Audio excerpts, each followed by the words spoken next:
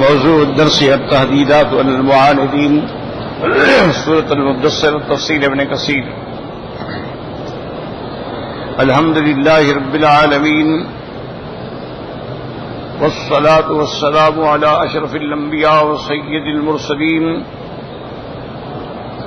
سيدنا محمد وعلى آله وأصحابه أجمعين. اللهم صل على سيدنا محمد وعلى آل سيدنا محمد كما صليت على إبراهيم وعلى آل إبراهيم في العالمين إنك حميد مجيد. أعوذ بالله من الشيطان الرجيم. بسم الله الرحمن الرحيم. ذرني ومن خلقت وحيدا وجعلت له مالا ممدودا وبنين شهودا ومهدت له تمهيدا ثم يطمع أن أزيد كلا إنه كان لآياتنا عنيدا سأرهقه صعودا إنه فكر وقدر فقتل كيف قدر ثم قتل كيف قدر ثم نظر ثم عبس وبصر ثم أدبر واستكبر فقال إن هذا إلا سحر يؤثر إن هذا إلا قول البشر سأصليه سقر وما أدراك ما سقر لا تبكي ولا تذر لواحة للبشر عليها 19.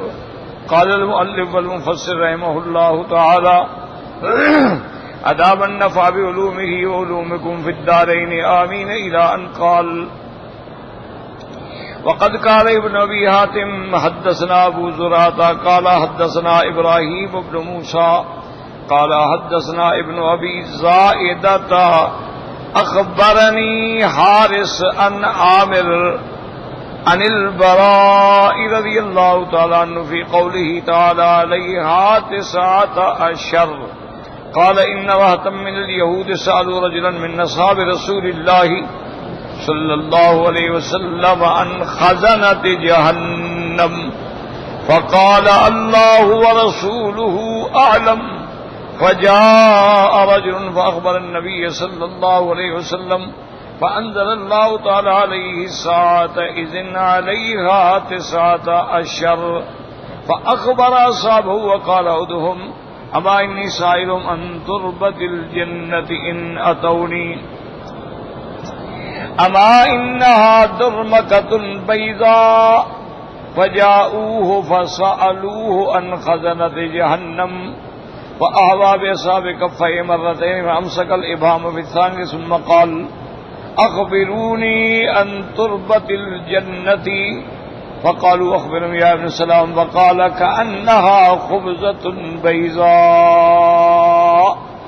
فقال السلطماء إن الخبز إنما يكون من الدرمك هكذا عند ابن أبي حاتم البراء المشهور عن جابر بن عبد الله كما قال حافظ أبو بکر البزار في مسنده.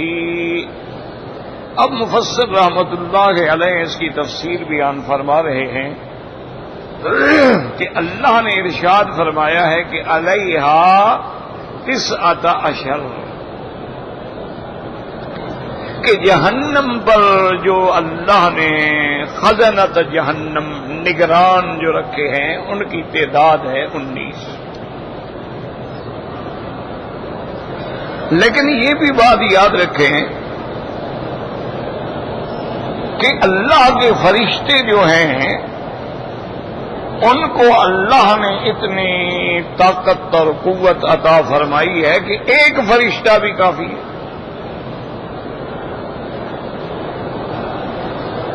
جیسے کہ اللہ تبارک و تعالی نے جب قوم لوط پہ عذاب نازل فرمانے کا فیصلہ فرمایا تو حکم دیا جبریل علیہ السلام کو کہ قوم لوط کی جو بستیاں ہیں نا 5 بستیاں تھیں، بڑی بڑی بستیاں تھیں، ان کو تخوم الارض یعنی 7ویں زمین کے نیچے سے اٹھا کے اوپر لے آؤ.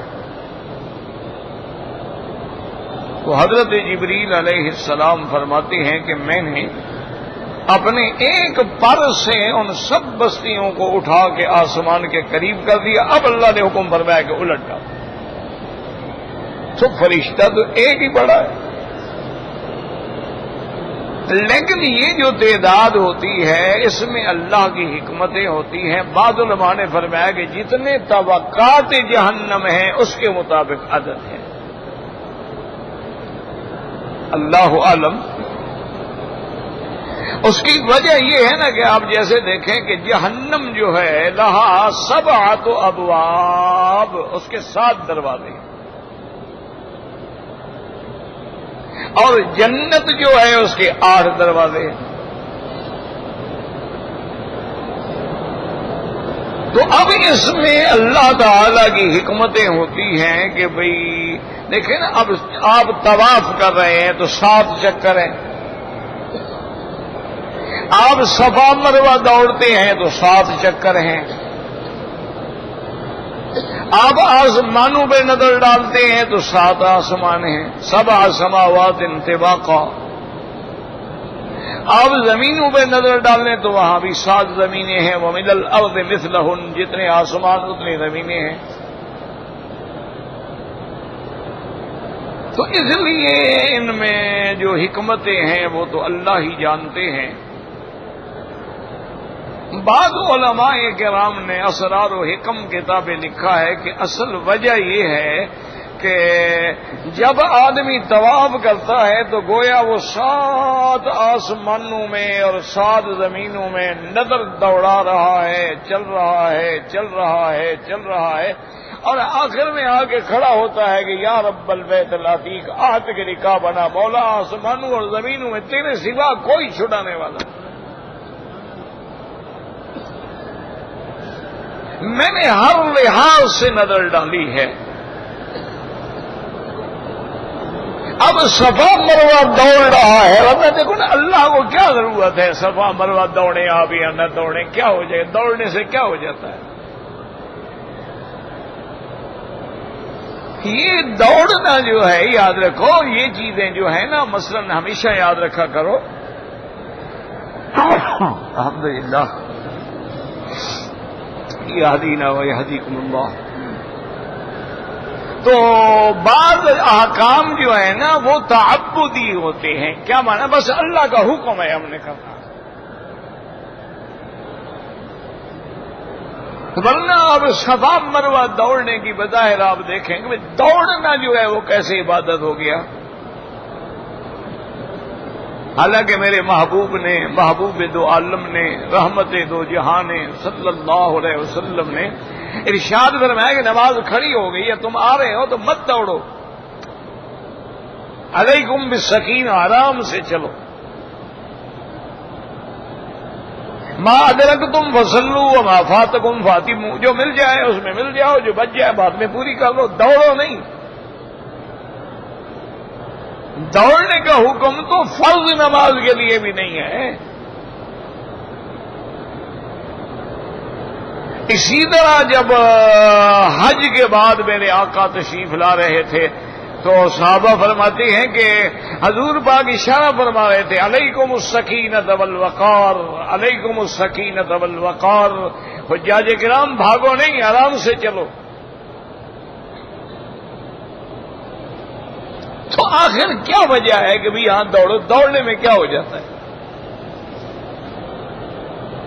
تو علماء نے لکھا ہے کہ اس کے اندر حکمتیں ہیں میرے اللہ کی. اللہ تبارک و تعالیٰ کو جب اپنے کسی محبوب کا کوئی عمل پسند ہوتا ہے، اللہ اس عمل کو قیامت تک باقی رکھنا چاہتے ہیں. اب کسی کو اللہ نے یہ حکم نہیں دیا ہے کہ تم تاریخ تلاش کرو کہ حضرت اسماعیل علیہ السلام کی اماں کب پیدا ہوئی تھی تاکہ تم اس کا میلاد بنا سکو، سالگرہ مناؤ. یہ منشا اسلام ہی نہیں ہے، یہ تو اسلام کے خلاف چیزیں ہیں. منشا اسلام یہ ہے کہ وہ عمل باقی رہے. اب سیدہ ام اسماعیل نے اضطراری کیفیت میں اپنے بیٹے کی جان بچانے کے لیے کبھی صفا پہ چڑھی کبھی مروہ پہ چڑھی. جب درمیان میں آتی بیٹا نظر نہیں آتا تو دوڑ پڑتی اماں. وہ تڑپ جو تھی، وہ دوڑنا جو تھا، وہ اضطراب جو تھا، وہ اللہ کے لیے خشیت جو تھی اور اللہ کے ایک پیغمبر کو بچانے کے لیے جو محنت تھی، اللہ کو پسند آ گئی.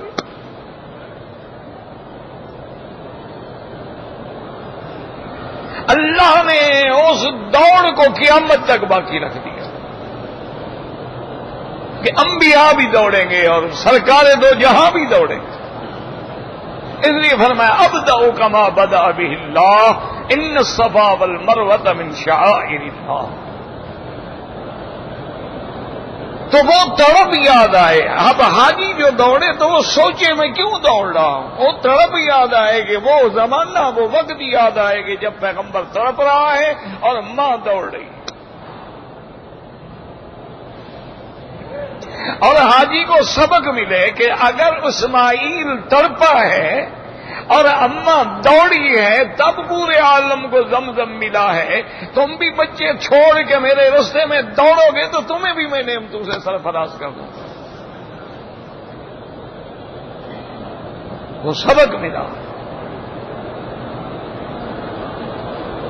اس لیے اب حضور نے رمل کیا بھئی اب تو کوئی ضرورت نہیں. اس وقت تو کافر تھے مکے میں، مشرکین مکہ تھے، اور وہ بدبخت اعتراض کرنے لگ گئے کہ اکلتہم یثرب، او مسلمانوں کو تو مدینے کا بخار ہی کھا گیا، یہ تو کمزور ہو گئے، یہ ہمارے ساتھ کیا لڑیں گے. حضور نے فرمایا کہ نہیں، ان کو اپنی جلادت و قوت کا اظہار کرو کہ مسلمان کبھی کمزور نہیں ہوتا اور مسلمان کسی سہارے سے نہیں لڑتا، وہ اللہ کے زور سے لڑتا ہے. لہذا بتلاؤ کہ ہم تمہارے لڑنے کے لیے تیار ہیں. وہ جو جہاد کا جذبہ تھا، وہ جو کفر کا مقابلہ تھا، اللہ کو پسند آ گیا. اللہ نے اس عمل کو قیامت تک باقی رکھا.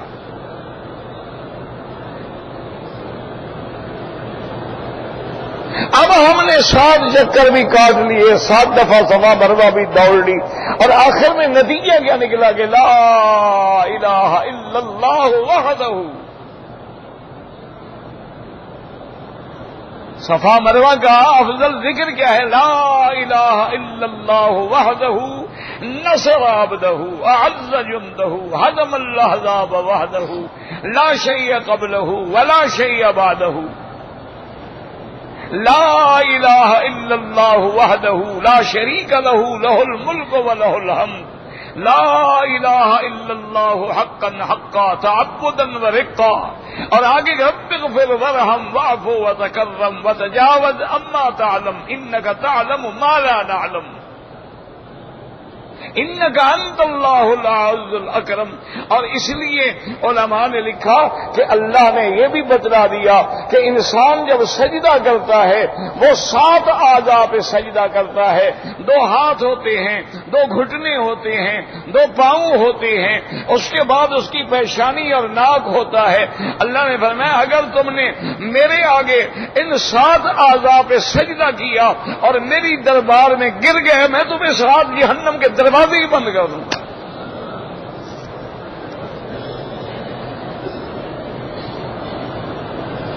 تو اس میں بھی اللہ کی حکمتیں ہیں، اللہ تبارک و تعالیٰ کے اسرار ہیں کہ اللہ تبارک و تعالیٰ نے یاد رکھیں کہ کیوں ایسے اعداد رکھے ہیں.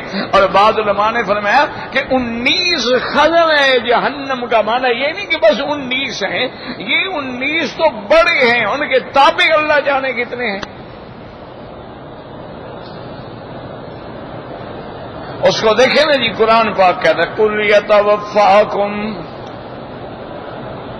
مَلَكَ الْمَوْتِ الَّذِي، اللہ فرماتے ہیں ہم نے وکل بکم، ہم تمہارے روح قبض کرنے کے لیے کس کو بھیجا؟ ملک الموت، ایک فرشتہ ہے اسرائیل. اور کسی جگہ اللہ تبارک و تعالیٰ فرماتے ہیں اللہ یتوفی الانفس حین موتہا، کہ اصل قبض کرنے والی تو اللہ کی ذات ہے.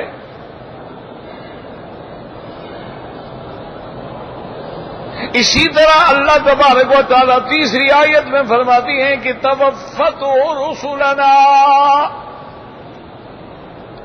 کہ جب تمہاری موت کا وقت آتا ہے تو تمہارے روح کو قبض کرنے کے لیے ہمارے بھیجے ہوئے جو مقاصد ہیں، فرشتے ہیں، ان کی جماعت آتی ہے۔ تو اب ایک بات آیت میں آیا کہ اللہ خود قبض کرتے ہیں، اور ایک آیت میں آیا یتوفاکم ملک الموت الذی وکل بکم، ملک الموت قبض کرتا ہے۔ اور دوسری آیت میں آیا کہ کئی ملائکہ ہوتے ہیں۔ علماء نے فرمایا کہ ساری آیتیں اللہ کا قرآن ہے، برحق ہیں، اصل قبض کرنے والا تو اللہ ہے، اور اللہ نے حکم دیا ملک الموت کو، وہ اللہ کی طرف سے موکل ہے۔ اور پھر ملک الموت کے ساتھ فرشتے ہیں، کچھ رحمت کے ہوتے ہیں، کچھ عذاب کے ہوتے ہیں۔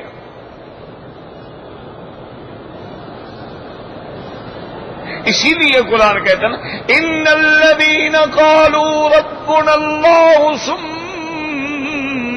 استقاموا تتنزل علیہم الملائکۃ الا تخافوا ولا تحزنوا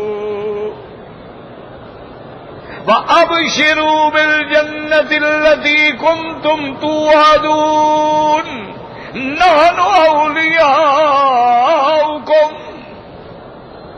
اب اللہ فرماتے ہیں کہ جو بندے اللہ کی ربوبیت کا اقرار کرتے ہیں، اللہ کی وحدانیت کا اقرار کرتے ہیں، پھر اسی پہ جمے رہتے ہیں، موت تک ایمان پہ رہتے ہیں، جب ان پر موت کی گھڑی آتی ہے اللہ نے فرمایا ہم فرشتوں کو حکم دیتے ہیں، فرشتے نازل ہوتے ہیں اور اس کے سامنے آتے ہیں باقاعدہ۔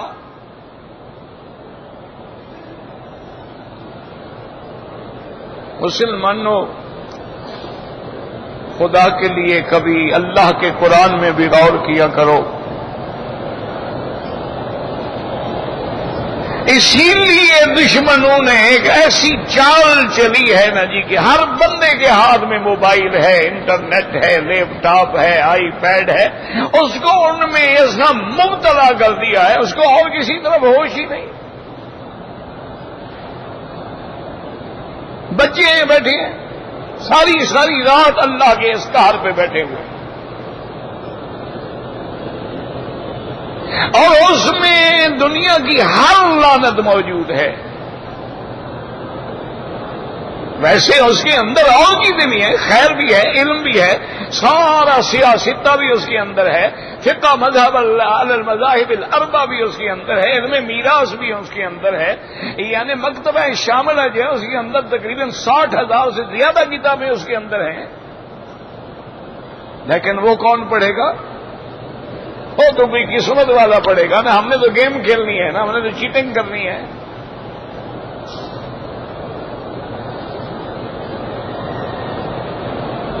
انہوں نے لگا دیا کہ قرآن کی طرف ان کو وقت ہی نہ ملے۔ حاجی آئیں گے سارا دن ماشاءاللہ بازاریں پھریں گے، مارکیٹیں پھریں گے، ایک ایک چیز کا ریٹ معلوم کریں گے، ونڈو شاپنگ کریں گے، قرآن پڑھنے کا وقت نہیں۔ ان کے پاس نماز کا وقت نہیں، باہر میدان میں کھڑے ہو کے ٹکرے مار لیں گے تاکہ سلام پھرے اور ہم بھاگیں جیسے کسی نے باندھ کے کھڑا کیا ہوا۔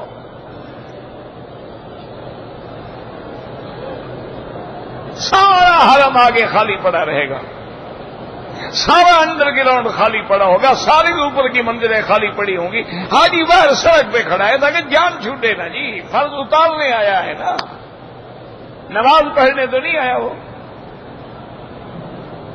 وہ تو جان چھڑانے آیا ہے کہ لوگ یہ نہ کہیں گے یار بڑا کوئی ایسا ڈھیٹ آدمی ہے، حج پہ گیا پھر بھی نماز نہیں پڑھتا۔ نہیں جی، ابھی حرم میں پڑھ کے آ رہے ہیں۔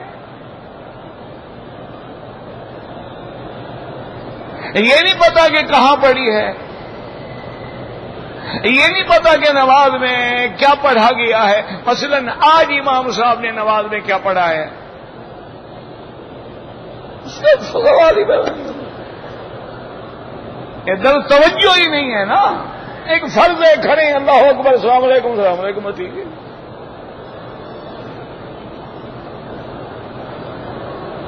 اس لیے ہمیشہ یاد رکھیں کہ اس سے اندازہ لگاؤ کہ امت مصطفیٰ اللہ نے حضور پاک کی نبوت اور آپ کی رحمت کی وجہ سے تمہیں کتنا اونچا کر دیا ہے. فرشتے تو نبیوں پہ اترتے ہیں، اللہ نے تمہارے اوپر بھی فرشتے اتار دیے. اللہ نے نبی کے غلاموں کو کتنا اونچا کر دیا. ورنہ فرشتے تو کسی شان میں اترتے ہیں نا، ایسے تو نہیں اترتے ہیں. اللہ نے فرمایا نہ میرے مدنی کے کلمے پڑھنے والے پہ جب موت آتی ہے فرشتے اترتے ہیں.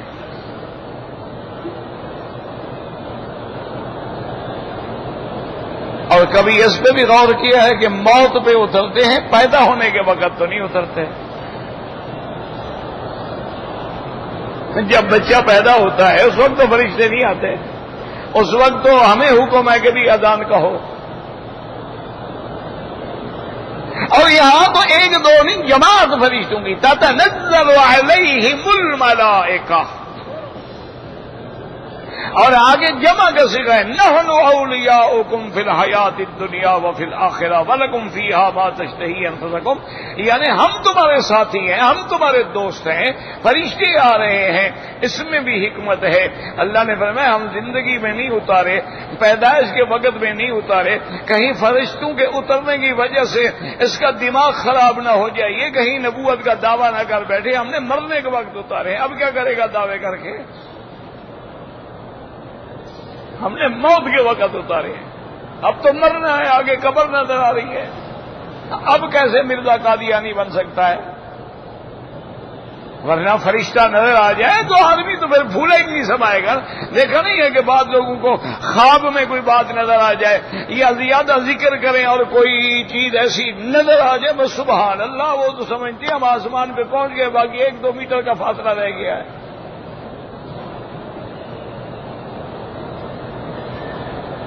حالانکہ یہ کچھ بھی نہیں ہوتا ہے. یاد رکھو ولایت نام ہے محمد مدنی کی غلامی کا، ولایت نام ہے اللہ سے ڈرنے کا، ولایت نام ہے محمد مصطفیٰ کے قدموں پہ چلنے کا.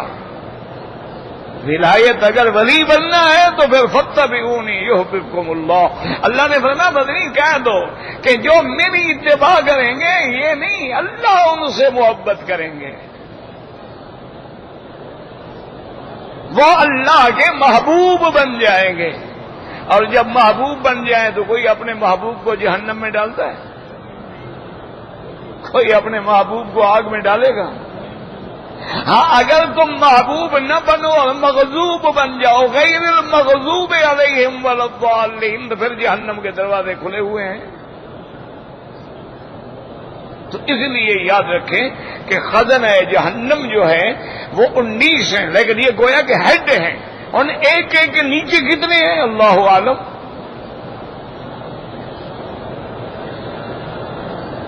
اسی لیے ایک روایت میں آتا ہے نا کہ جب جہنم کو لایا جائے گا 70,000 فرشتے نے اس کی لگاموں کو کھینچا ہوگا.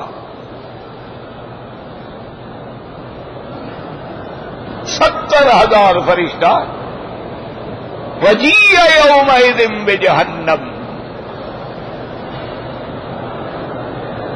اور معلوم یہ ہوگا کہ ابھی اگر ان کے ہاتھ سے نکل گئی تو پھر کیا تکاد تمیز من الغیظ. اس لیے ہمیشہ یاد رکھیں کہ خزانت 19 ہیں اور اللہ کی حکمت ہے. اچھا جیسے بدر میں اللہ چاہتے تو ایک جبریل ہی کافی تھا، 3,000 فرشتے اتارنے کی کیا ضرورت تھی؟ وہ شان محمد مصطفیٰ تھا. میرا مدنی کافروں کے لیے تو ایک فرشتہ ہی کافی ہے. وہ تیری شان جو بڑھانی ہے، تیری عظمتوں کو جو اجاگر کرتا ہے. 3,000 من الملائکۃ منزلین. اور یاد رکھو علماء نے لکھا، بڑی عجیب بات لکھی ہے. اللہ نے 3,000 فرشتے اتارے ہیں لیکن صحابہ نے تو نہیں دیکھے. صحابہ نے دیکھے تو نہیں دیکھے. اللہ کی شان دیکھو، شیطان نے دیکھ لیے تھے. تو یہ نہ کہا کرو کہ یہ بزرگی ہوتی ہے، جادوگر بھی دیکھ لیتے ہیں. بعض جوگی بھی دیکھ لیتے ہیں، وہ بھی بڑے گھیان میان والے ہوتے ہیں۔ یہ تو محنت کی بات ہے، ایکسرسائز ہے، آپ کریں آپ بھی ماشاءاللہ ہو جائیں گے، خبریں دینا شروع ہو جائیں گے آپ بھی۔ اصل اتباع ہے محمد مصطفیٰ کی، اسی لیے ابلیس بڑا فنے خواہ بن کے آ رہا تھا نا ابو جہل کے ساتھ۔ جب مقام بدر کے قریب آیا نا پیچھے ہٹنے لگا۔ ابو جہل نے کہا کدھر جا رہا ہے؟ کہا لگا انی ارا ما لا ترون، میں جو دیکھ رہا ہوں تمہیں نہیں پتا ہے، وہ مجھے پتا ہے نا کون آئے کھڑے ہیں، میں نے مرنا ہے، میں آگے نہیں جا سکتا۔ انی اخاف اللہ، انی ارا ما لا ترون۔ میرا اللہ حضور دعائیں مانگ رہے ہیں، آپ نے فرشتے بھی اتار دیے ہیں، لیکن صحابہ کو تو نظر نہیں آئے ہیں۔ تو علماء نے لکھا کہ بعض اوقات چاہے چیز نظر نہ آ رہی ہو، اس کے برکات و ثمرات جو ہیں وہ آدمی پر پہنچنے شروع ہو جاتے ہیں۔ ابھی آپ دیکھیں ہمیں چاند نظر نہ آ رہا ہو روشنی آ جاتی ہے، سورج نظر نہ آ رہا ہو گرمی آ جاتی ہے، تو جب اللہ کے فرشتے آئیں گے تو ان کے جو اثرات و برکات و ثمرات ہیں وہ بھی مومن کے دل میں خود بخود آ جاتے ہیں۔ اسی لیے علماء کہتے ہیں نا اللہ والوں کی صحبت اختیار کرو، اللہ والوں کے ساتھ بیٹھا کرو، علماء کے ساتھ بیٹھا کرو، قرآن و حدیث پڑھنے والوں کے ساتھ بیٹھا کرو، کیونکہ ان کے جو اندر کے اثرات ہیں نا وہ ہر حال میں آئیں گے۔ اب دیکھو نا جی بتی جل رہی ہے، اب نہ بھی چاہیں روشنی آئے گی،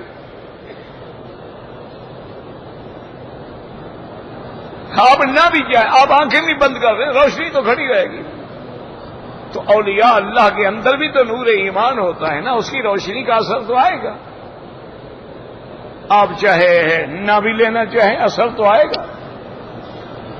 اس لیے علماء فرماتے ہیں کہ یہ ہے خزنۃ جہنم،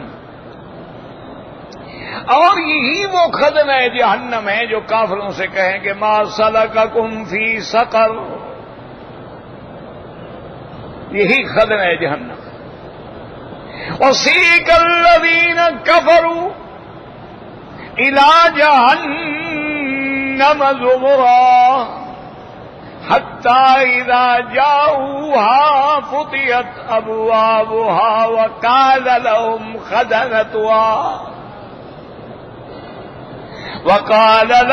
خَزَنَتُهَا أَلَمْ يَأْتِكُمْ رُسُلٌ مِّنكُمْ يَتْلُونَ عَلَيْكُمْ آيَاتِ رَبِّكُمْ وَيُنذِرُونَكُمْ لِقَاءَ يَوْمِكُمْ هَٰذَا قَالُوا بَلَىٰ۔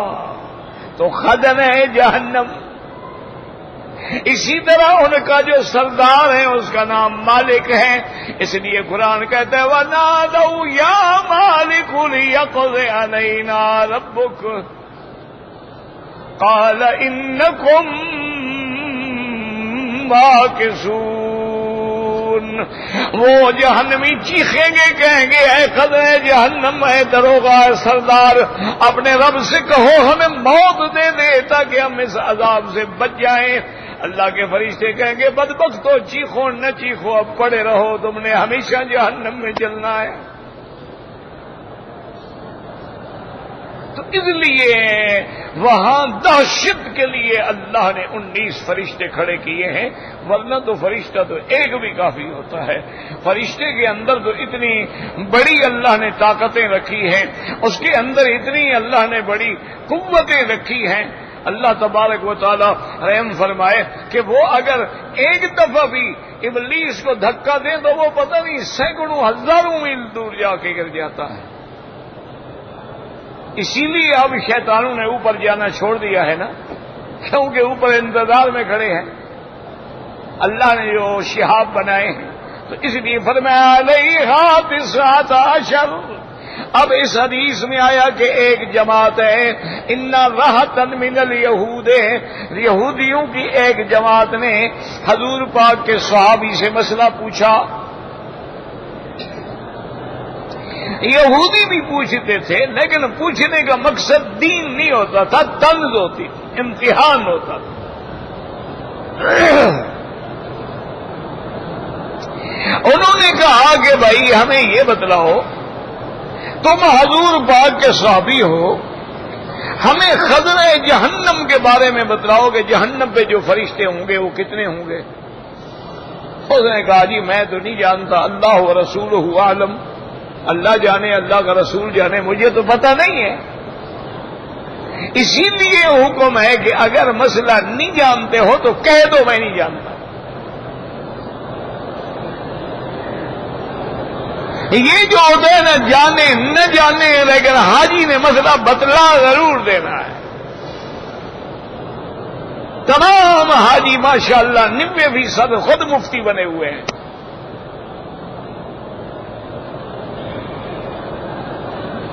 جو بھی کوئی بات ہو یار چھوڑو، میں نے کہ 10 حج کیے ہوئے ہیں، لیکن 10 حج کرنے کے بعد بھی اللہ کی رحمت ہے، کیونکہ شوق نہیں، طواف کرنے کا طریقہ ہی نہیں آیا۔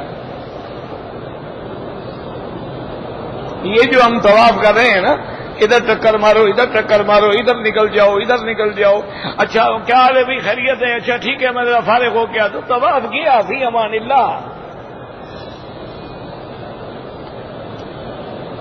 طواف نماز کے حکم میں ہے، سینہ پھر جائے گا طواف ختم ہو جائے گا۔ جیسے نماز میں سینہ پھر جائے کعبے سے، اگر ایسی بات ہو جائے تو حکم ہے کہ جہاں تم نے سینہ پھیرا تھا وہاں 2 قدم پیچھے ہٹ کے پھر طواف شروع کرو، تاکہ تمہارا طواف کنٹینیو ہو جائے۔ ان کو پرواہ ہی کوئی نہیں، خیال آئے گا حتیم کے اندر سے نکل آئیں گے، طواف نہیں ہوتا۔ طواف کرتے ہوئے دیکھیں گے یار حتیم میں موقع ہے 2 رکعت پڑھنے کا، تو اس کے اللہ اکبر جی میں نے 2 رکعت پڑھ لی، چوتھا چکر تھا، طواف تو کیا نا، فی امان اللہ ہو گیا نا۔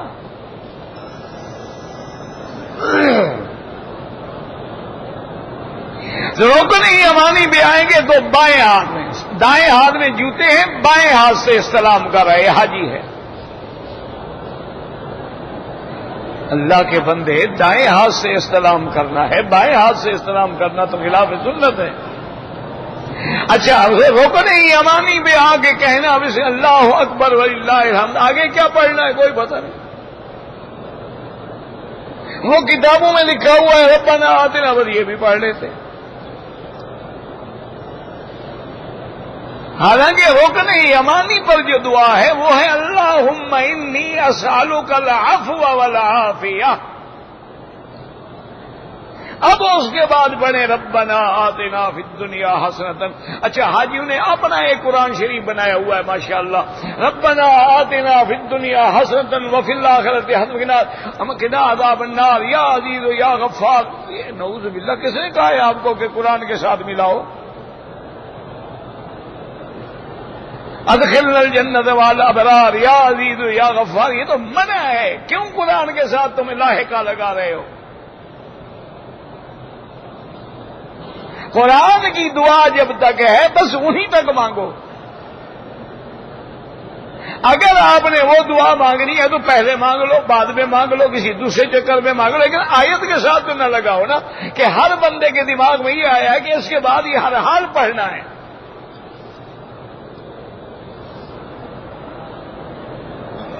ہر آدمی پڑھے گا ادخلنا الجنت مع الابرار یا عزیز یا غفار۔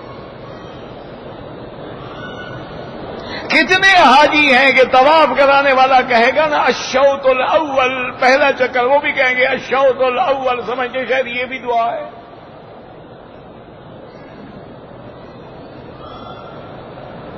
وہ کہے گا اللہم انی اعوذ، یہ بھی کہیں گے اللہم انی، کوئی پتہ نہیں میں کیا کہہ رہا ہوں، وہ کیا کہہ رہا ہے۔ یاد رکھو طواف میں یہ کتابیں لے کے اٹھا کے پڑھنا یہ بدعت ہے۔ یہ دعائیں پڑھنے کا کوئی حکم نہیں ہے۔ طواف میں میرے آقا نے، آقائے 2 جہاں نے کیا پڑھا ہے؟ سبحان اللہ والحمد للہ لا الہ الا اللہ اللہ اکبر وللہ الحمد. اور ایک روایت میں ہے لا حول ولا قوت الا باللہ العلی العظیم. اگر حضور چاہتے, میرا ایمان ہے ایک چکر میں بھی قرآن ختم فرما لیتے, لیکن اللہ کے نبی نے اپنی امت پہ رحمت کی کہ میری امت میں جاہل بھی آئیں گے, ان پڑھ بھی آئیں گے, بوڑھے بھی آئیں گے, جو کچھ نہیں جانتے ہوں گے. آسان وظیفہ بتا دیا, سبحان اللہ الحمدللہ, تو ہر آدمی پڑھ سکتا ہے نا.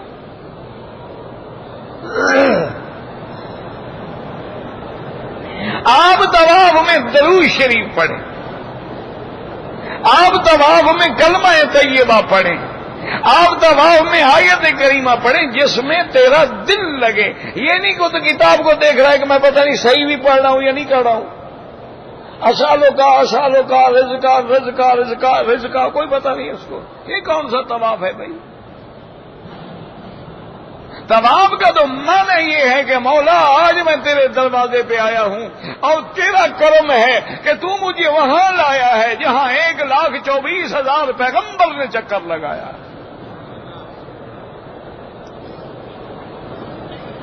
پھر تمہیں احساس ہو کہ میں کہاں کھڑا ہوں, میں کیسے قدم اٹھا رہا ہوں کہ میرے پاؤں وہاں آ رہے ہیں جہاں محمد مصطفیٰ کے پاؤں ہیں. یار میرا ہاتھ وہاں لگ رہا ہے جہاں محمد مدنی نے ہاتھ لگایا تھا, اور میرے ہونٹ وہاں بوسہ دے رہے ہیں جہاں حضور پاک نے بوسہ دیا, اور میرا سینہ ملتزم پہ وہاں لگ رہا ہے جہاں محمد پاک نے سینہ لگایا تھا, اور میرا مقام ابراہیم پہ 2 رکعت وہاں میں پڑھ رہا ہوں جہاں حضور پاک نے کھڑے ہو کے پڑھی تھی.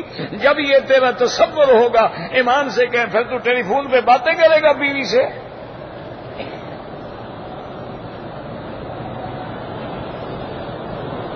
پھر تو اگر تیرا دھیان ادھر ہوگا کہ اچھا یہ وہ جگہ ہے جہاں آدم آیا ہے, یہاں محمد مصطفیٰ ہے, جہاں 1,24,000 صحابہ حضور کے جلب میں ہیں, جہاں صدیق و فاروق و عمر عثمان و علی آئے ہیں, جہاں حسن و حسین آئے ہیں, اور جہاں وہ شان والے اہل بیت آئے ہیں, جہاں اللہ کے اولیاء اللہ آئے ہیں, ائمہ مجتہدین محدثین اور فقہاء آئے ہیں, اور میرا جیسا بدکردار بھی آپ اسی جگہ پہ آ گیا.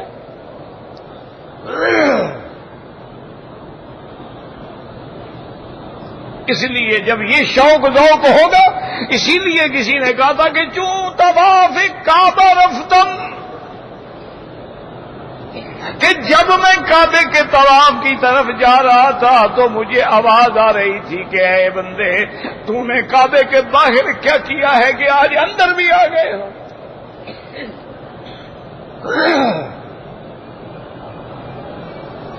لیکن یاد رکھو, باپ غلطی معاف نہیں کرتا, بھائی غلطی معاف نہیں کرتے, رشتے دار غلطی معاف نہیں کرتے, بیوی غلطی معاف نہیں کرتی, بیٹے غلطی معاف نہیں کرتے.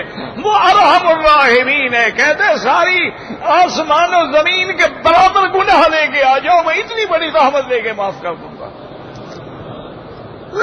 دعا کر لو اللہ ہمارے گناہ بھی معاف کر دے. دل سے دعا کرو, یہ ظاہری بات نہیں. یا اللہ ہم تیرے دروازے پہ آئے ہیں اور ہمیں مانگنا بھی نہیں آتا ہے, تیرے گھر کا کرم ہے کہ سب کے دامن اپنی رحمت سے بھر دے اور کسی کو خالی نہ فرما, اور عالم اسلام کی عزت و غلبے کا فیصلہ فرما, اور محمد مدنی کی شان میں گستاخی کرنے والوں پہ اپنا قہر نازل فرما, ان پہ اپنے ابابیل مسلط فرما.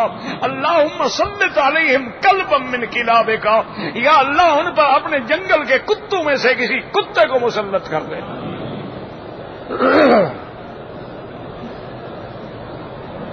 ابھی لہب کے بیٹے کے لیے حضور نے دعا مانگی تھی نا. اور یاد رکھو, بعض مولوی بیٹھے ہوتے ہیں نا خوشامد کرنے کے لیے, حضور پاک نے معاف کر دیا تھا. اللہ کے بندے, کافر کی غلطی اور ہے, گستاخ کی غلطی اور ہوتی ہے. خدا کے لیے فرق سیکھو. ایک کافر ہے, ٹھیک ہے, کافر ہے, ہوتا رہے. کتنے ہندو ہیں ہمارے ملکوں میں رہتے ہیں, سکھ ہیں رہتے ہیں, ہم اٹھتے ہیں بیٹھتے ہیں, کاروبار کرتے ہیں, تجارت کرتے ہیں. ایک ہے گستاخ رسول، اس کے لیے کوئی پناہ نہیں ہے۔ حضور کو اطلاع دی گئی کہ یا رسول اللہ، عبداللہ اختل جو آپ کی شان میں گستاخی کرتا تھا، آپ کی حجب کرتا تھا، آج وہ پناہ کے لیے اللہ کے کعبے کے غلاف کے نیچے چھپ گیا۔ فرمایا فقتلوا، اس کو وہیں بھی قتل کر دو، محمد کے گستاخ کے لیے کوئی امان نہیں۔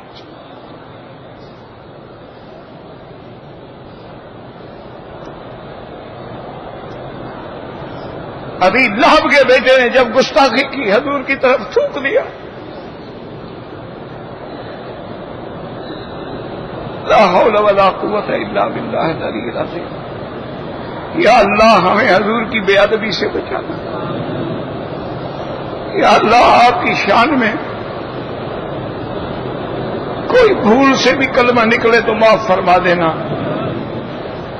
میرے نبی کا اتنا بڑا شان ہے کہ 1000 بار بشو یم دہن بمشک گلاب۔ عاشق کہتا ہے میرا محبوب اگر میں 1000 دفعہ بھی اپنی زبان کو مشک و گلاب کے عرق سے دھو ڈالوں، تیرا نام لیتے ہوئے ڈر لگتا ہے بے ادبی نہ ہو جائے۔ ہمارا حاجی تو بڑا بہادر ہے نا جی، سگریٹ بھی پی رہا ہے، درود شریف بھی پڑھ رہا ہے۔ ہمارا حاجی بہت بڑا بہادر ہے بھائی۔ حضور پاک کو غصہ تھا، میں اللہم سلط علیہ کلبا من کلابک، میرے مدینے کا میرا مولا آپ نے دیکھا ہے کہ اس نے میری توہین کی ہے، اپنے جنگل کے کتوں میں سے کسی کتے کو اس پہ مسلط کر دے۔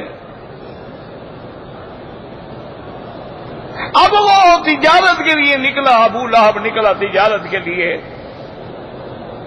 اب جناب اس کا وہ بیٹا بھی سفر میں ساتھ تھا، تو اس نے کہا کہ بھئی ایسا کرو، اتبا کا بیٹا تھا، انہوں نے کہا ایسا کرو کہ سارا سامان اکٹھا کر کے ایک اونچی مچان بنا لو اور اس کے اوپر میرے بیٹے کا بستر لگاؤ کہ محمد پاک نے بد دعا کی تھی، مجھے ڈر ہے کہیں اللہ ان کی دعا قبول نہ کر لے۔ اور کافر بھی ڈرتے تھے کہ بھئی گستاخی کی ہے میرے بیٹے نے، لیکن اللہ حدیث ہے، صحیح کی حدیث ہے، سیاستہ کی حدیث ہے۔ صحابی کہتے ہیں ہم سوئے ہوئے تھے، بعد میں مسلمان ہو گیا نا، اس وقت تو مسلمان نہیں تھا جو راوی تھا، وہ کہتے ہیں ہم نے کیا دیکھا کہ جنگل سے ایک شیر نکلا، سوئے ہوئے کو سونگ رہا ہے۔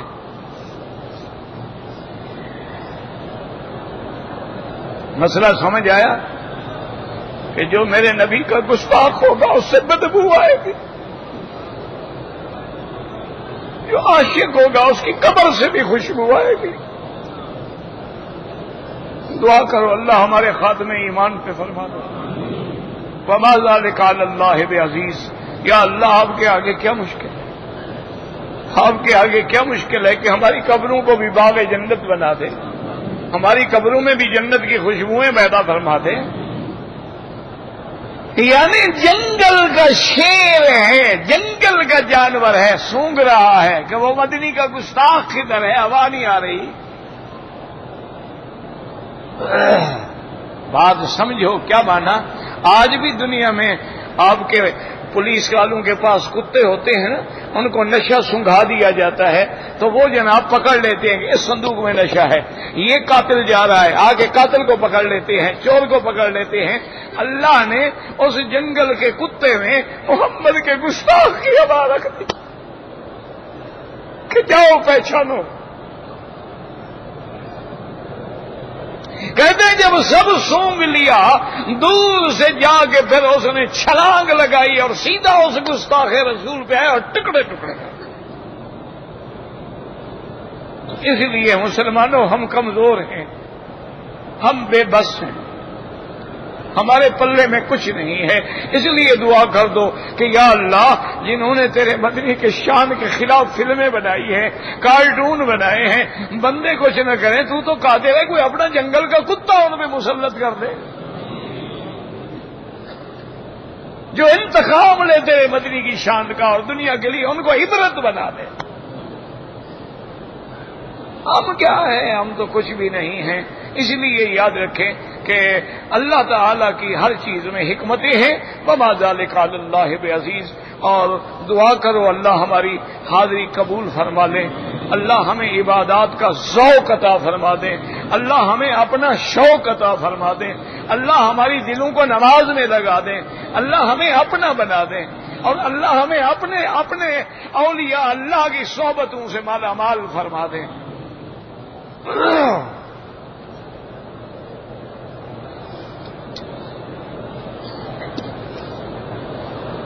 اگر کوئی آدمی 10 تاریخ کو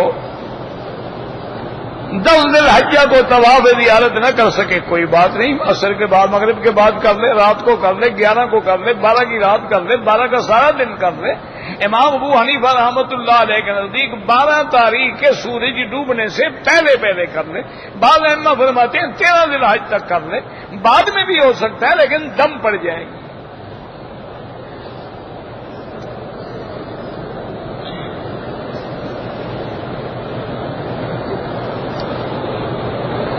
کہتے جی کہ حیض کا پیریڈ گزر گیا پھر خون آ گیا, وہ بیماری ہے. جو یاد رکھیں کہ کچھ دن جو ہیں توڑ کے ہوتے ہیں, زیادہ سے زیادہ جو ہے 22 دن یا 20 دن ہوتے ہیں.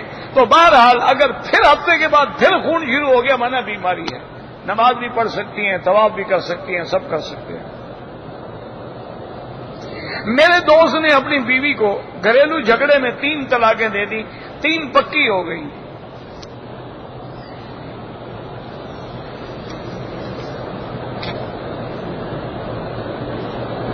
اگر ایک آدمی مکے میں رہتا ہے, اس مہینے میں ان مہینوں میں عمرہ کیا ہے, اگر حج کرے گا تو بکری دے گا نا, حج نہ کرے کوئی بکری نہیں, کوئی جرمانہ نہیں, کچھ بھی نہیں.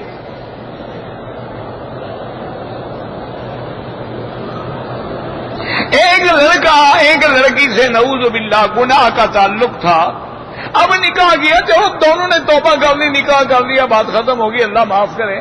جب گناہ کر رہا تھا اس وقت تو تم نے مسئلہ نہیں پوچھا مولوی سے, نکاح کر لیا اب مسئلہ پوچھ رہا. 2 سال کے کنٹریکٹ پہ آ جائیں بیوی بچے چھوڑ کے, کبھی مسئلہ نہیں پوچھیں گے. اور جی جماعت والے کہتے ہیں 40 دن کے لیے باہر نکلو, بیوی بچے چھوڑ کے, جائز ہے؟ یہ 2 سال والوں کا مسئلہ تو پہلے حل کرو. اللہ کے بندے کیا بات, بس ہو گیا, گناہوں کو چھیڑا نہ کرو. غلطی ہو گئی, دونوں توبہ کریں. نکاح کر لیا, اللہ آگے ان کی زندگی کو پاک کر دے.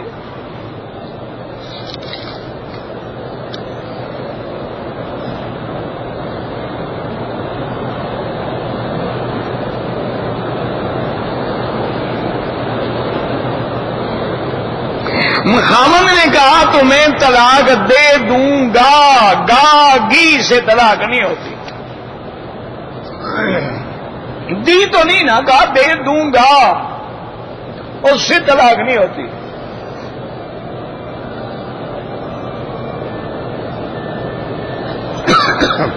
اگر امام کے پیچھے آخری رکعت آپ کو ملی ہے, اب جب آپ کھڑے ہوں گے تو اس کے بعد جو آپ سے چھوٹا ہے اسی طرح پورا کریں. یعنی جس میں فاتحہ بھی تھی, سورت بھی تھی, آپ پڑھیں گے, صرف فاتحہ تھی, فاتحہ پڑھیں گے. کسی نے کاغذ پہ لکھ کے بیوی کو 1 طلاق دی, ہو گئی, لکھ کے دے یا زبان سے کہے.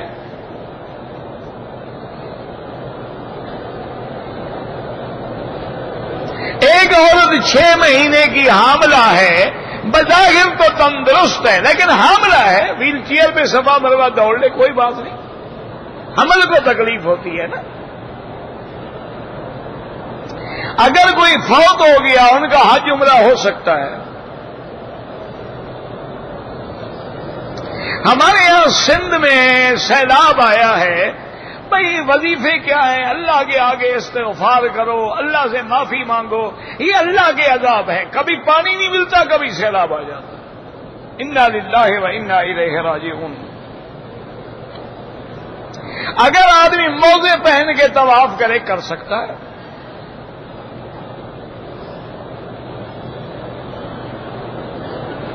ٹائم پتہ نہیں کیا ہے ختم ہونے کی عورت حالت معذوری میں یعنی اگر حیض ہے مدینے جا سکتی ہے، صلاۃ و سلام نہ پڑھے، نماز نہ پڑھے، باہر بیٹھی رہے، جب پاک ہو جائے بعد میں نماز پڑھے، سلام پڑھے۔ عصر سے لے کر مغرب تک افضل یہ ہے احناف کے نزدیک کے 2 رکعت طواف کے بعد میں پڑھے، لیکن یہاں کے امام جو ہے وہ اجازت دیتے ہیں۔ یار یہ جھگڑے کے مسئلے نہیں ہیں، خدا کے لیے عقل کرو۔ آپ نے مثلا عصر کے بعد طواف کیا، آپ کا ارادہ ہے کہ انشاءاللہ میں مغرب کی نماز حرم میں پڑھوں گا، تو مغرب کے بعد پڑھ لو۔ جب حرم میں رہنا ہی ہے تم نے تو پھر اختلاف سے بچو، مغرب کے بعد پڑھو تاکہ کوئی حدیث تمہاری مخالف نہ ہو۔ اور اگر مجبوری ہے، جانا ہے، قافلہ جا رہا ہے، گاڑی تیار کھڑی، پڑھ لو، کوئی بات نہیں، کوئی کفر اسلام کی جنگ تو نہیں ہے۔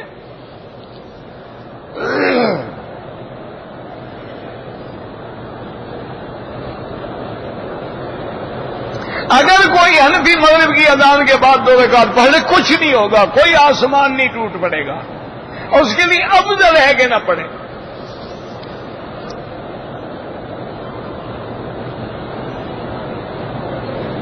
طواف کے دوران میں جتنا کعبے کے قریب گزرو گے ثواب زیادہ ہے، لیکن رش سے دور گزرو گے اللہ جانتے ہیں، کوئی مسئلہ نہیں، مجبوری ہے۔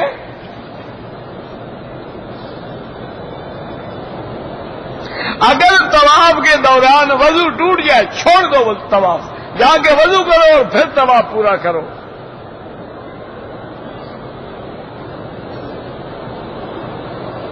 کہتے ہیں جی کہ عمرے اور حج کے احرام کو پتہ نہیں چلتا کہ احرام پر قطرے کا نشان کہاں لگا ہے، تو آپ بدل لیا کریں، ہر نماز کے لیے دھو لیا کریں، ایک چادر ساتھ اور رکھ لیں۔ ویسے بلا وجہ وہم میں بھی نہ پڑیں۔ میری دادی بوڑھی ہے، بیمار ہے، اس کے لیے بالکل عمرہ کر سکتے ہو۔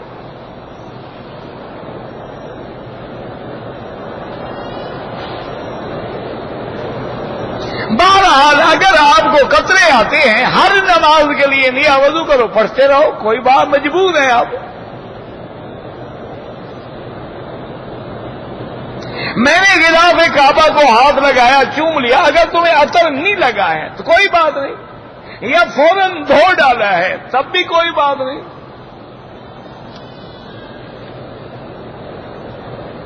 غلام محمد نام رکھنا ٹھیک ہے، بالکل ٹھیک ہے، ہمارے یہاں غلام نوکر کے معنی میں استعمال ہوتا ہے، یہاں غلام کا لفظ جو ہے وہ ابن کے معنی میں استعمال ہوتا ہے، انا یکون لی غلام،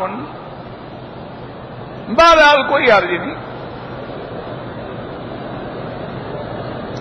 ویل چیئر جو ہے حرم میں وہ انہوں نے رکھی سی بھی ہے کہ اٹھائیں طواف کریں بعد میں اسی جگہ کھڑی کریں۔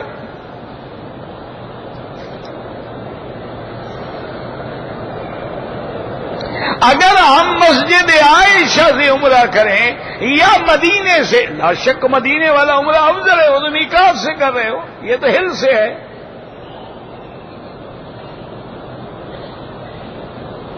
ہمارے ملک میں کچھ مولوی ہیں جو مسجد عائشہ کا عمرہ نہیں مانتے، کوئی بات نہیں، کوئی ایسی بات نہیں۔ آج دنیا میں کون سا مسئلہ ہے جس کو سب مانتے ہیں؟ نہیں مانتے، نہ مانے۔ عقیقہ 7ویں دن یا 14ویں دن نہیں ہوا کوئی بات نہیں، سنت ہے، باقی سنتوں کا تو تمہیں خیال نہیں ہو، داڑھی منڈواتے ہو، عقیقے کا بڑا فکر ہے۔ عجیب قوم ہے جی، فکر ہے تو عقیقے کا فکر کھا رہا ہے، نماز نہیں پڑھتا، عقیقے کا فکر ہے۔ کوئی حرج نہیں، ہو گیا ہو گیا، نہیں ہوا نہیں ہوا، سنت ہے، ثواب ہے، افضل ہے۔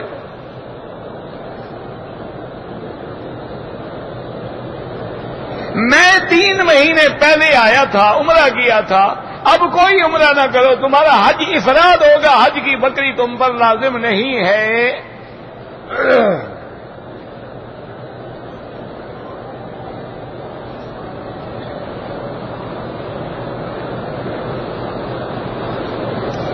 کہتے ہیں کہ ایک بچہ پیدا ہوا، اس کی پشت پہ جو ہے ایک پاؤں کا نشان تھا، اور ماں کہتی ہے میں نے خواب دیکھا تھا کسی بزرگ نے پاؤں رکھا تھا تو ماشاءاللہ اچھی بات ہے،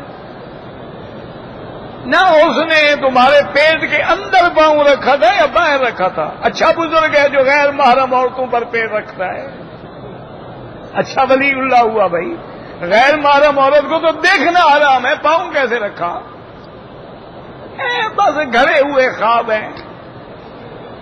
یہاں ایک پتھر لگا ہوا تھا، کافی 2-3 سال پہلے کی بات ہے۔ ایک آدمی آیا کہتے ادھر آؤ جی میں آپ کو حضرت علی کا قدم دکھاؤں۔ چپ کر کے چلا گیا، میں نے کہا چلو۔ وہاں جب گئے وہی نشان لگتا تھا پتھر میں ایسے، یعنی یہ نہیں ایک واقعی پاؤں تھا یعنی کچھ نہ کچھ نشان تھا۔ کہنے لگا یہ حضرت علی کا پاؤں۔ میں نے کہا حضرت علی نے آپ کو فرمایا ہے یا آپ اس زمانے میں موجود تھے جب حضرت علی نے قدم رکھا تھا؟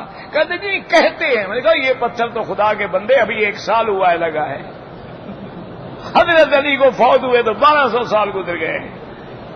بھائی عقل کرو، گڑے ہوئے ہیں بس کھڑے ہیں ستون کو ہاتھ یہاں سے حضور معراج پہ گئے تھے، یہ ستون تو انہوں نے بنائے ہیں اللہ کے بندے۔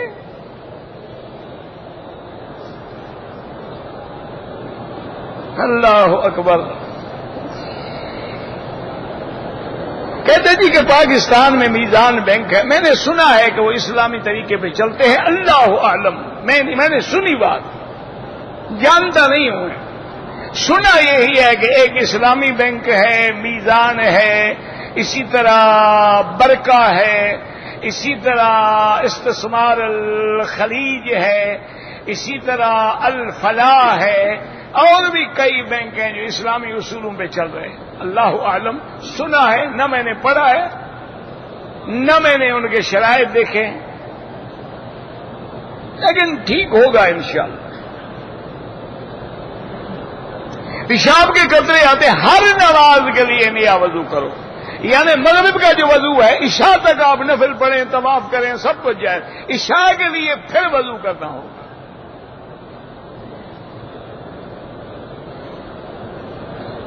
کہتے جی کفن پہنانے کے بعد اس کے سینے پر آمن الرسول لکھتے ہیں، یہ بالکل بدعت ہے۔ اگر اس آمن الرسول پر اس کا ایمان ہے تو نہ لکھنے کے بعد بھی وہ جنت میں ہے، اور اگر صحیح ایمان نہیں تھا 1,00,000 دفعہ لکھ دو کوئی فائدہ نہیں ہوگا۔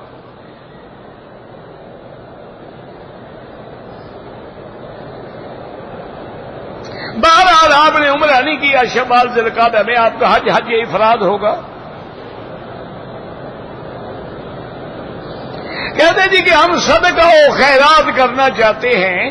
میرا بھائی یہاں پر جو لوگ حرم میں صفائی کر رہے ہیں یا حرم کے باہر بیچارے جو بلدیہ میں جھاڑو وغیرہ لگائے، سب سے زیادہ مستحق، کیونکہ وہ مانگتے بھی نہیں ہیں، سوال بھی نہیں کرتے ہیں، اور تنخواہیں بھی اتنی بڑی نہیں، 607 ریال میں کیا گزارا ہو سکتا ہے۔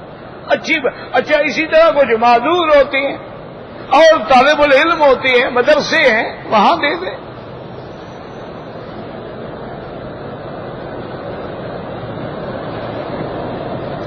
کہتے ہیں جی کہ اگر کوئی عورت حج پہ آئے، طواف زیارت نہ کریں، واپسی کی ڈیٹ اس کی آ جائے تو وہ ساری زندگی اپنے شوہر پہ حلال نہیں ہوگی۔ ڈیٹ آ جائے چھوڑ دو، نہ جاؤ، کون سی مصیبت آ جائے گی؟ جو لوگ بیمار ہو جاتے ہیں وہ بھی تو نہیں جاتے نا، ہسپتالوں میں پڑے رہتے ہیں، بعد میں اپنی سیٹ کرا لو، کوئی مشکل نہیں، لیکن طواف زیارت نہ چھوڑو۔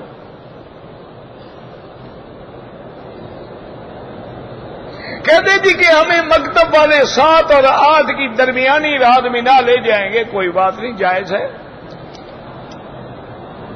اور یار سارے ایک دن بنا پہنچ سکتے ہیں، سب جو 8 تاریخ کو جانے کی کوشش کرو تو انشاءاللہ آدھے حاجی مکے رہ جائیں گے۔ وہ تو شام کو 6 تاریخ سے اور 7 سے شروع کریں گے، مشکل سے جا کے 8 کی شام تک حاجی پورے کریں گے۔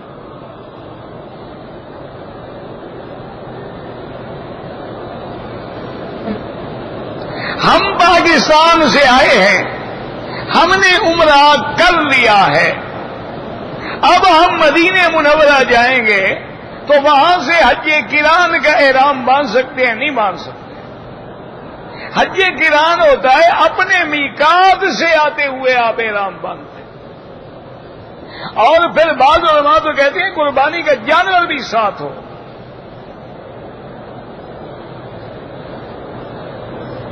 اپنے رشتہ داروں کے لیے کون سا عمل کروں؟ ان کے لیے دعا کرو، سب سے بڑا عمل ہے۔ عمرے کے بعد مسجد عائشہ سے عمرہ کریں، بالکل کریں۔ سنت مؤکدہ یا غیر مؤکدہ پڑھنے کا ایک ہی طریقہ ہے۔ حرم میں جو حج کے لیے عورتیں آئی ہیں بالکل نماز پڑھیں، لیکن افضل یہ ہے کہ اپنے مکان پہ پڑھیں۔ لیکن آج کل عورتوں کو اپنے مکانوں پہ اکیلا نہ چھوڑا کرو، اس سے بہتر ہے کہ حرم آئیں۔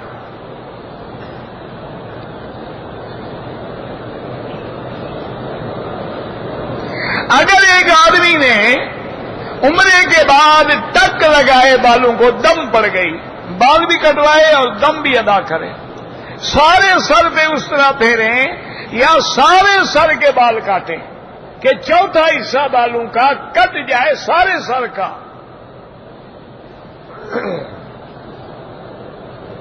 اگر عمرہ نہ کریں، ویسے مسجد عائشہ جائیں کوئی بات نہیں، ویسے مسجد جیرانہ جائیں کوئی بات نہیں، دم شم کوئی نہیں پڑتا۔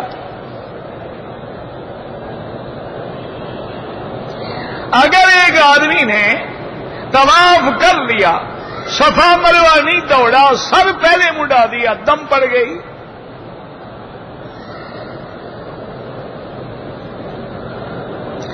اگر احرام کی حالت میں صابن خوشبو والے سے غسل کیا، دم پڑ گئی،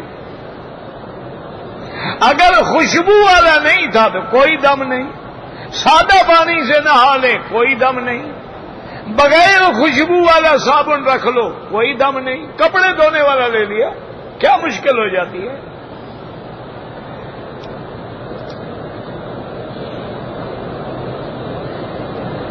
اگر ایک مجلس میں سرکار دو عالم کا نام بار بار آئے تو ایک دفعہ درود پڑھنا تو ہر حال میں واجب ہے نا، کیونکہ امر کا صیغہ ہے صلو علیہ وسلموا تسلیما، اللہم صلی علی سیدنا محمد وبارک وسلم۔ اگر پھر بار بار آئے اور درود نہ پڑھے گناہ گار نہیں ہوگا، لیکن افضل یہ ہے کہ لاکھ بار بھی آئے تو درود پڑھے۔ حضور پاک سے آپ نے پوچھا صحابہ سے کہ بخیل کون ہوتا ہے؟